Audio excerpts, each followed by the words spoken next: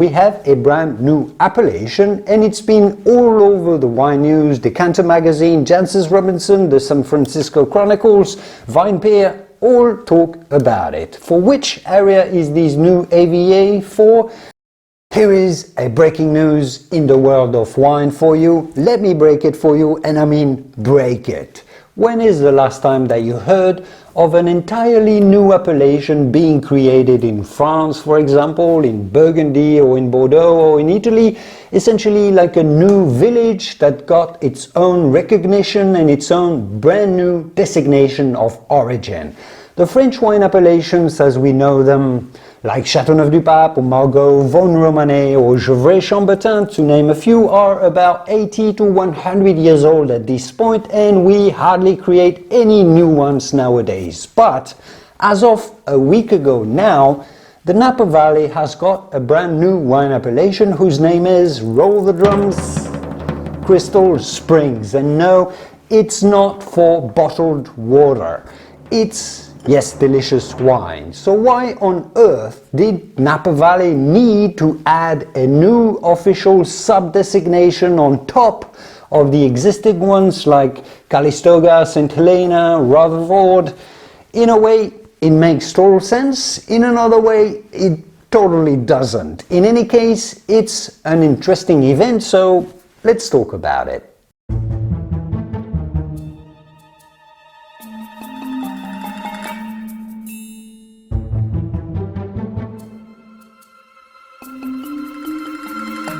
Hello, bonjour, and welcome to your new Bonheur Private Wines video where we talk about wine here weekly. I'm your host, Julien Miquel, Bordeaux-trained winemaker. Yes, I've spent the last 25 years making and tasting fine wines in top wine regions around the world, starting in the Grand Crus of Bordeaux and Tuscany and Spain and California, Australia, New Zealand.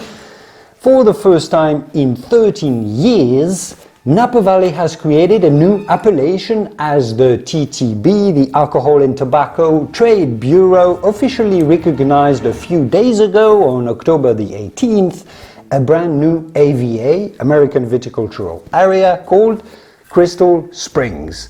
Where I want to get to with you is discussing whether this is all really necessary or not, and what does that mean for the valley and, more importantly, for you, wine consumers.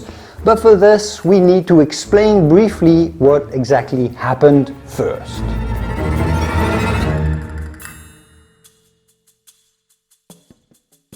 The last new AVA officially recognized in Napa Valley was Coombsville, and that was in 2011, some 13 years ago. By the way, have you ever heard about Coombsville or tasted any wine from there? Me neither, but we'll get back to that. Now, in 2024, we have a brand new appellation, and it's been all over the wine news, Decanter Magazine, Jancis Ronbinson, the San Francisco Chronicles, Vinepair, all talk about it. For which area is this new AVA for? You'll probably wonder. Well, it gets a tiny bit technical, so bear with me for 30 seconds. It's actually quite easy. There has been within the Napa Valley a sub-area with its own AVA called the Howell Mountain, one of Napa Valley's most prestigious hillside AVAs north of St. Helena.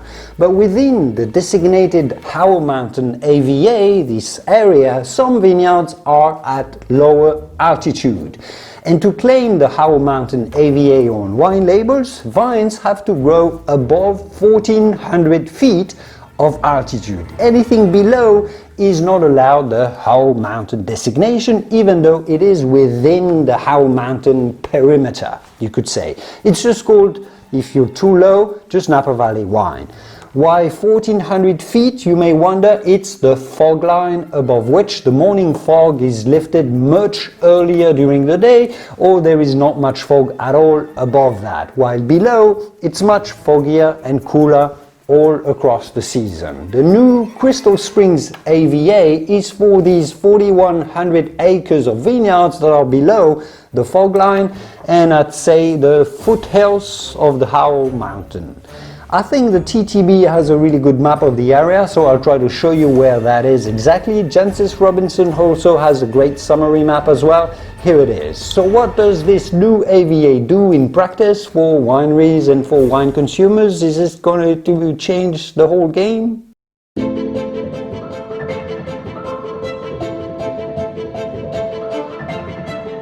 Well, here is where I break it for you. Here's the rub. So far, no one seems to be really sure what the new Crystal Springs appellation is for exactly, or who's going to use it at all. There's some really good reporting by W.J. Gray on Wine Searcher. I'll put a link in the description if you want to read more all of the details, but here's the TLDR in summary.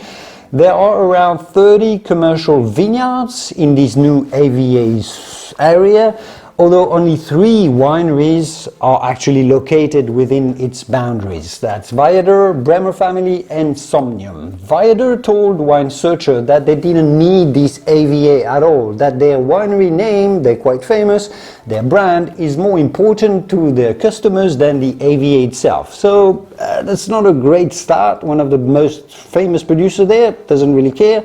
Then Bob Bolin, a winemaker for Bremer Family Winery, told Jancis Ronbinson that, quote, "The Bremer team is in favor of the AVA and that it will be nice to be able to label their wines from their vineyards outside the Howell Mountain AVA with a bit more clarity than the larger Napa Valley AVA provides." So that's okay, that's a little bit of support. Final point, the proposal for this new AVA was put together by Stephen Burgess, who started working on it back in 2006. So he started assembling a file to put forward this new AVA. But he finalized the proposal in 2020 only, which is when the file was given to the TTB.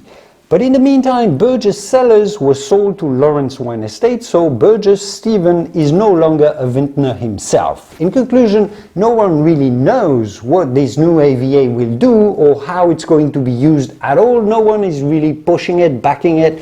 No winery at this point seems to be at all ready or prepared to push the new appellation forward, reputation-wise, or put it really on wine label. Essentially, it seems to me that the Napa Valley created a new AVA before there was a need for one, before the local terroir, the local soil, the climate had demonstrated it is a unique area and that it makes great wine, which really seems counterintuitive. If the Howell Mountain, which is a famous AVA, deliberately excluded those lower altitude vineyards, did we really need an AVA for those? Honestly, I don't know the area well enough to really tell, and I don't want to say anything bad about these vineyards. I've never tasted any of the wines from there, but it certainly raises a few questions that no one has gone forward to answer yet.